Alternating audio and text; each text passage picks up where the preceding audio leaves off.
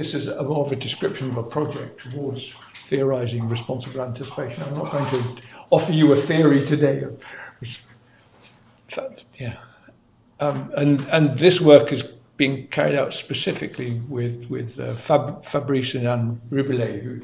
Fabrice has the UNESCO chair in Poitiers University in France. April's a doctoral student here at Lincoln, and Narcisse is a doctoral student with Fabrice, just so you know who the team is. But it goes a bit wider than that. So here's the agenda. I'm going to take something about anticipation because I'm assuming that not everyone is familiar with this concept from a kind of studies point of view. To connect that to dispositional realism briefly, to talk about anticipatory systems as mediating between knowledge and action, and then to focus on the ethical character of anticipation. And so those four lead into kind of provide a background for this description of the Responsible Futures project.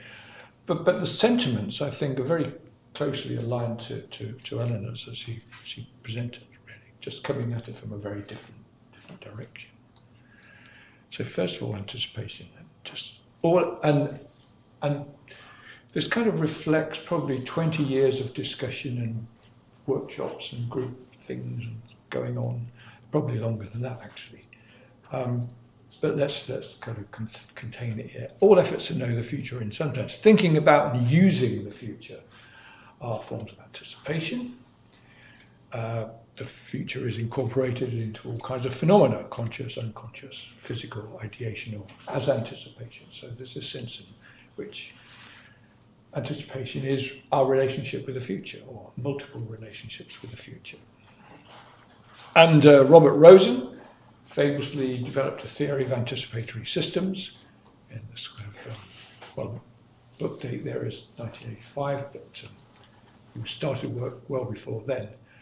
And the way he theorized anticipatory systems as an anticipatory system is a natural system that contains an internal predictive model of itself and of its environment, which allows it to change state at an instant, he said, in accord with the model's predictions pertaining to a later instance. So kind of, and he ended up by saying this is what distinguishes life itself from non-life. Living things anticipate. That's kind of part of their existential being. And therefore, it's kind of important to understand this issue of anticipation. So whether it's about a tree losing its leaves as the light falls or the temperatures drop or whatever causes that, it has this natural system. So it kind of senses to whatever changing conditions and encourages it, or the deciduous ones at least, to lose their leaves. Right, so it's background. Now let's just connect that with dispositional realism, because the focus is on our disposition to anticipate and act on our anticipations. So this is Basquiat. I guess modal realism takes the realist position that entities have a disposition, causal power, which are transcendental from one particular actual world, context. So it's not just about what you see, but actually something underlying that is a disposition to act in certain conditions. And that is, in terms of the world of future studies, which I inhabit, epistemically consistent with the idea of alternative futures, a world of possibilities. If we didn't kind of have a disposition to act in different, potentially in other worlds, then how could they possibly exist? That kind of thing. So this world could be different, and that's a kind of indispensable idea for human freedom. That's where it's just the connection there, right? So if, as Rosen and Gilbert, who I'll mention in a bit because I've got the slides the wrong way around, assert anticipation or prospection is existential, that's character of life itself, then anticipation can be described as a disposition. Perhaps more specifically, acting upon anticipations is dispositional. Acting on moral judgments is, as Railton mentions in his acting on moral judgments is the affective system. Human emotion, our values serve to orientate and move us. The affective system involves attention, perception, memory, inference, action readiness in a coordinated way. So see, I'm starting to connect now this idea of morals, values, with acting, with anticipation, through drawing on various literatures and ideas. Anticipation is a process. Here's the idea of the model of itself in this, and it has something in the model that allows it to act. It has agency, it has power to be able to do something, to change itself or change its environment, because it doesn't like where it's going, or it does like where it's going. Mediates between knowledge and action, makes sense of the world and acts. And this is a cartoon from Robert Rosen about two chess players, both of which have a crystal ball. Go figure. How did they do that?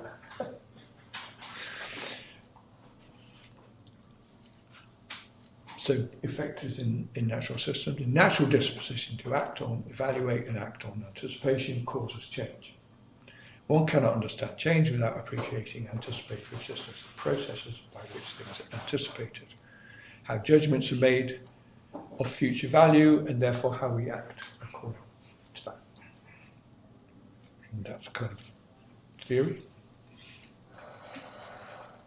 And then Rosen himself says the character of a predictive model assumes almost an ethical character, even in a purely abstract context. We might even say models embody in an anticipatory system of what comprises individuality, what distinguishes it from other systems. A change in the model is a change of identity.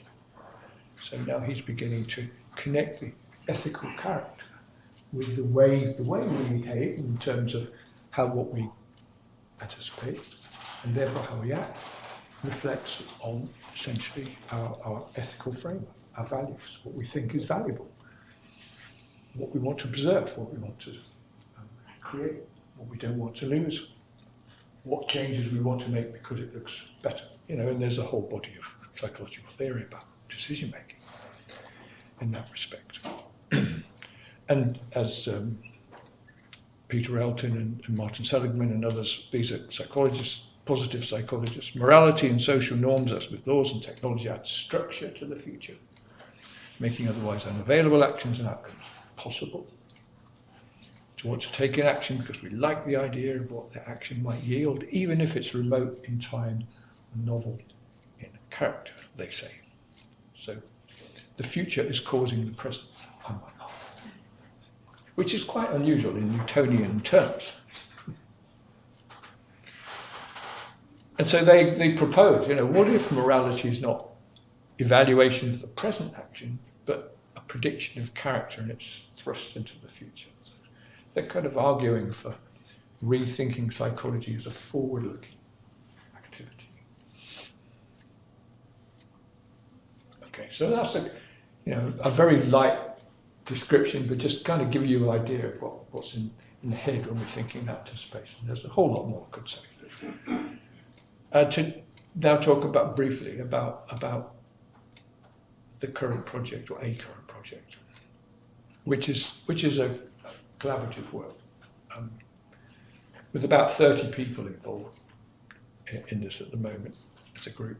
And Fabrice and I are kind of running it together with help from colleagues. And if you like, the challenge to invite people to participate was, well, can we develop a better understanding of the ways in which responsibility is manifest in processes of anticipation and foresight as future-making activities? And can we develop a body of knowledge that informs and supports practices of responsible future-making? Now, that's not a million miles away from what Eleanor was saying, but in very, perhaps different language.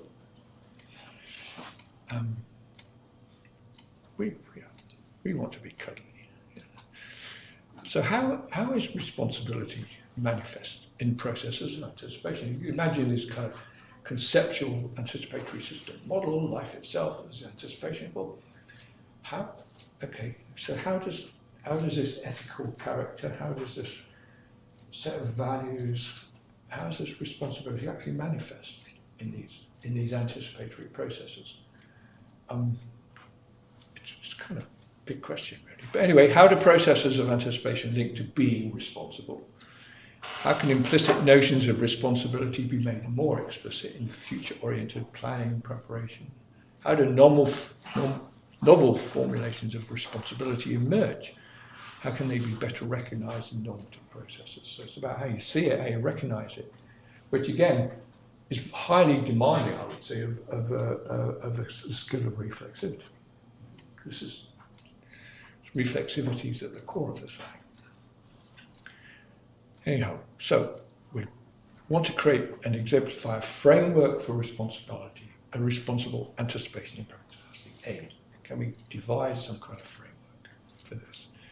And we can ground that framework in literature and in observations through empirical cases. We can draw on moral philosophy. Clearly, it's important to have that kind of framework behind it. We call on publications and work in future studies and anticipation that for many years have been considering this question of values in future studies. Wendell Bell, who produced a 2-volume book on kind of really state-of-art future studies, when was it? In the 90s, I think, in the 1990s. His second volume was all about values. First volume was about techniques and methods, and the second volume was all about values. So we can draw on that, and there are various Foresight, forward-looking projects, or innovation projects also as well. I'll talk about some of the specifics later. So that's really where we're drawing upon. 5 minutes, Ted. Thank you. Framework developed from consideration of ethical principles and example cases. We intend to offer that to the world.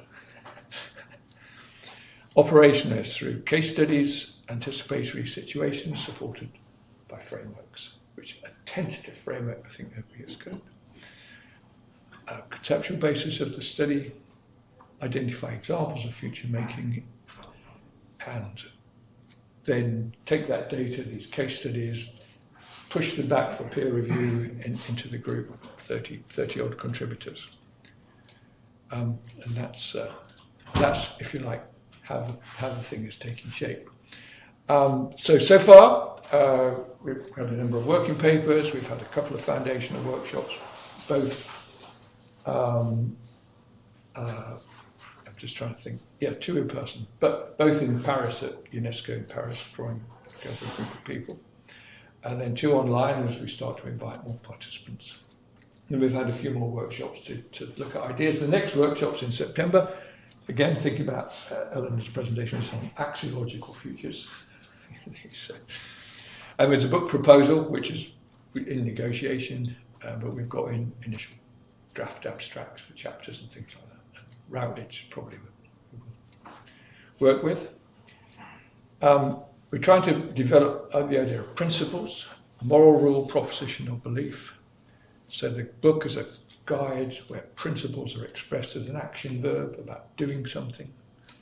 Core idea, responsible futures implies action, not simply an abstract kind of anticipation.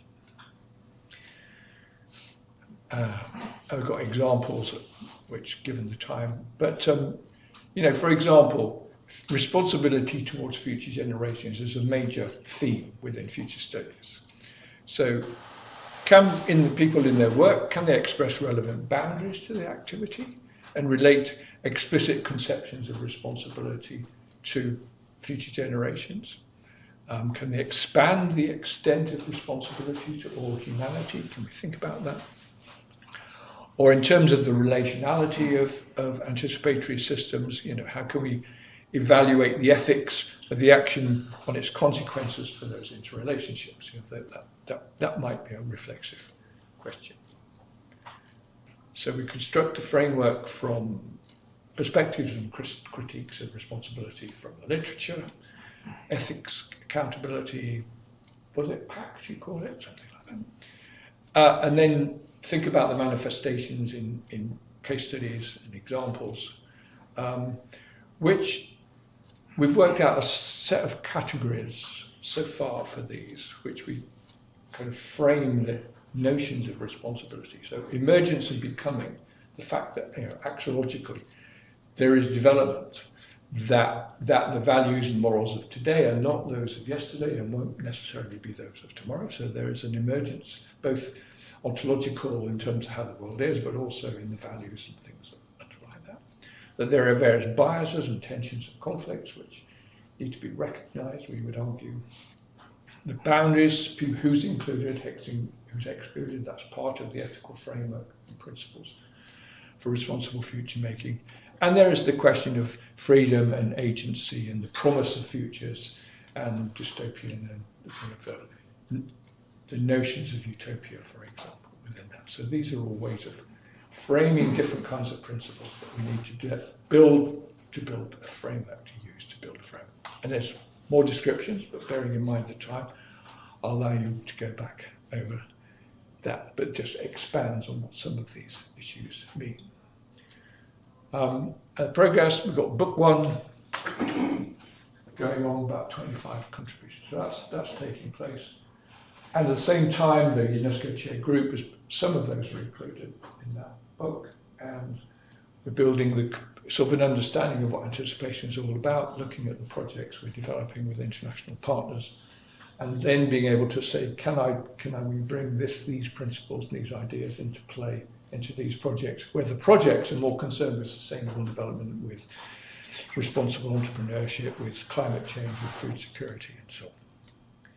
Trying to achieve 2 different things at the same time.